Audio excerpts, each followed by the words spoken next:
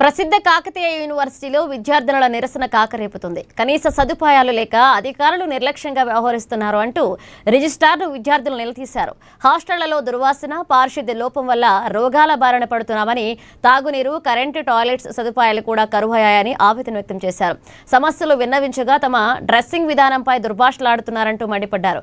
చివరికి తమ నిర్లక్ష్యాన్ని ఒప్పుకున్న రిజిస్ట్రార్ సమస్యలు పరిష్కరిస్తామని హామీ ఇచ్చినట్లుగా తెలిపారు. ఇక దీనిపై మరింత సమాచారం మా ప్రతినిధి మౌనీష్ యూనివర్సిటీ నుంచి అందిస్తారు.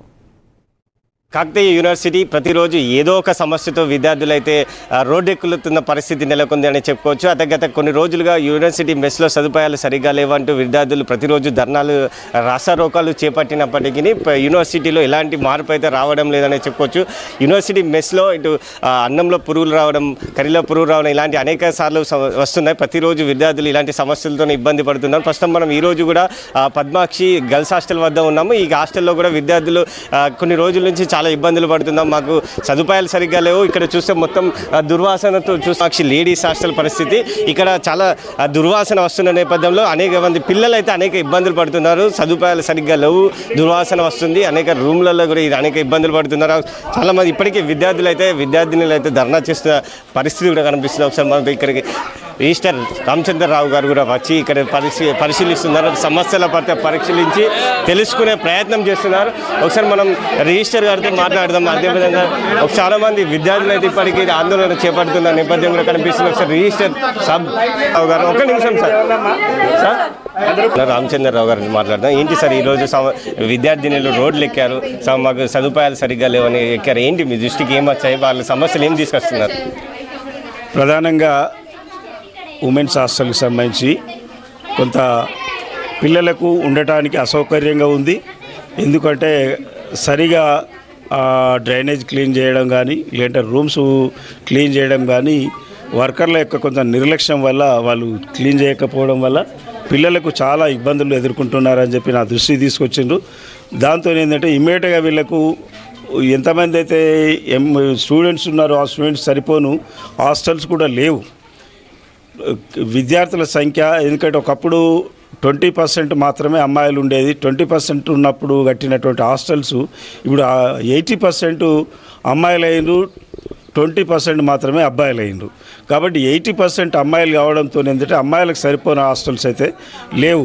దానికి సంబంధించి మేము ప్రతిపాదనలని గవర్నమెంట్కి పంపించాము. గవర్నమెంట్ దగ్గర ఆల్రెడీ 2 హాస్టల్స్ పెండింగ్లో ఉన్నాయి.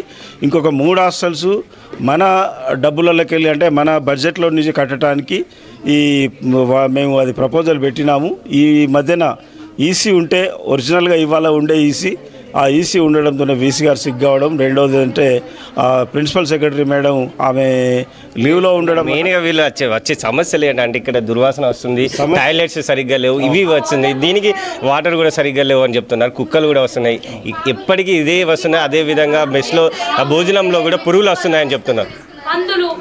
నిజంగా కూడా వాళ్ళు చెప్పిన దానిలో ఏ ఒక్కటి కూడా అబద్ధం లేదండి. 100% పందులు వస్తున్నాయి, బర్రెలు వస్తున్నాయి, తర్వాత ఇక్కడ వాసన వస్తుంది, చూస్తున్నారు కదా వాసన వస్తుంది. వీటన్నిటికి సంబంధించి ఇక్కడ ఉన్నటువంటి కేర్ టేకర్ కానీ, లేదంటే ఇక్కడ ఉన్నటువంటి వర్కర్లు కానీ ఎప్పటికప్పుడు క్లీన్ చేయాల్సిన అవసరం. జేడీ కేర్ టేకర్ ఎవరండి సార్? ఇప్పుడు లేడీస్ కేర్ టేకర్ విజయలక్ష్మి ఉంది. విజయలక్ష్మి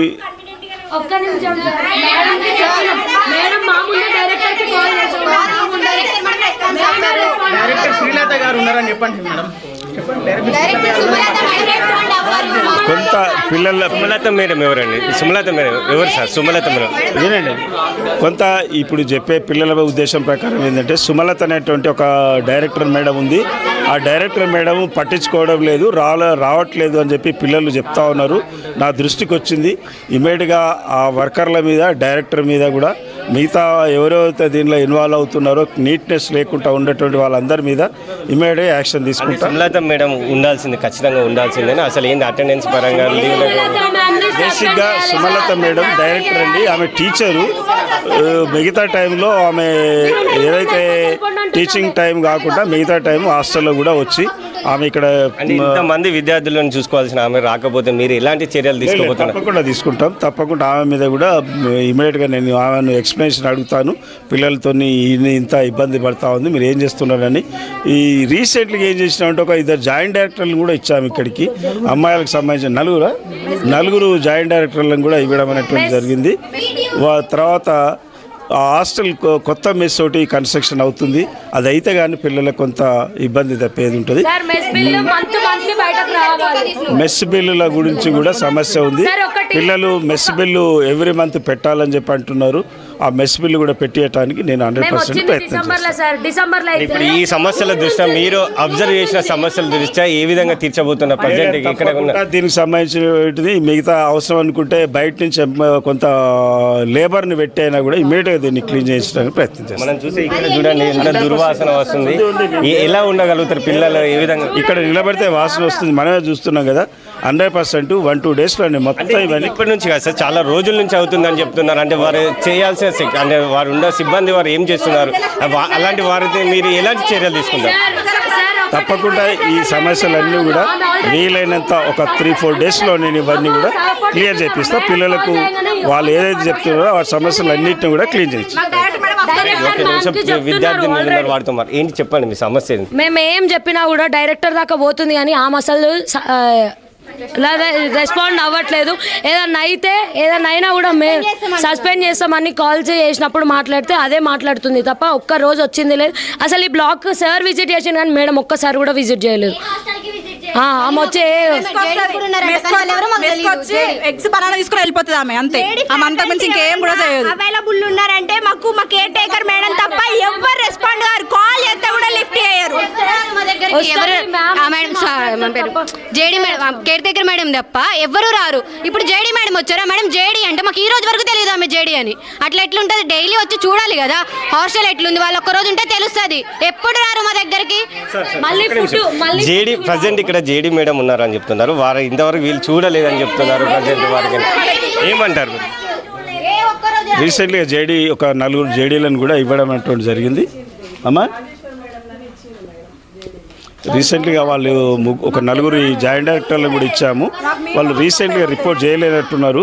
ఇంకా వాళ్ళను పిలిచి ఇవాళ కారణాలు ఏంది, ఎందుకు ఇంకా వెళ్ళలేదు అన్నది నేను ఇమీడియట్గా ఇవాళ తెలుసుకుంటాను. వీళ్ళు చెప్తున్నా మనకు మంది కొంచెం చెప్తాం. ఇంకేంటి సమస్యలు ఏంటి? నార్మల్గా వాష్రూమ్స్ క్లీన్గా ఉండవు, ఫుడ్ మంచిగా ఉండదు, ఫుడ్ చేసేవాళ్ళు హైజీనిక్గా ఉండరు అసలు మెయిన్. మళ్ళీ ఇంకా ఇటు నుంచి వస్తుంటే లైట్స్ ఉండవు. నైట్ టైం మెస్కి రావాలి కదా, మేము పోతున్న హాస్టల్ నుంచి ఇక్కడ వరకు మెస్కి రావాలి, లైట్స్ ఉండవు. డ్రైనేజ్ బ్లాకే 1 మంత్ అవుతుంది, అది క్లీన్ చేయించినట్టు కూడా లేదు పోతున్న హాస్టల్లో. మళ్ళీ ఈ బ్లాక్ షిఫ్ట్ చేసారు, అక్కడ కూడా హైజీనిక్ లేదు. హైజీనిక్ లేకుండా షిఫ్ట్ చేసారు. అప్పటికప్పుడు మేము వెళ్ళిపోవాలి, ఇక అక్కడ క్లీన్ చేయకుండా వెళ్ళిపోవాలి. మేము ఎట్లుంటారు? రూమ్కి 6 మెంబర్స్ ఎట్లుంటారు? ఒక్క రూమ్లో 6 మెంబర్స్ ఉంటారా? మేమే క్లీన్ చేసుకోవాలి, మేమే చేసుకోవాలి అంతా. వర్కర్స్ ఎందుకుంటారు మరి?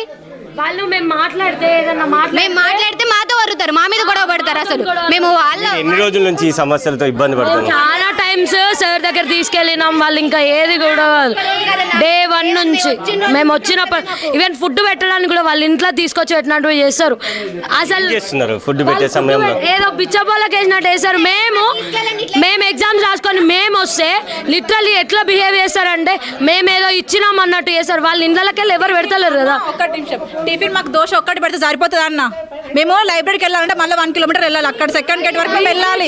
అస్సలు మాకు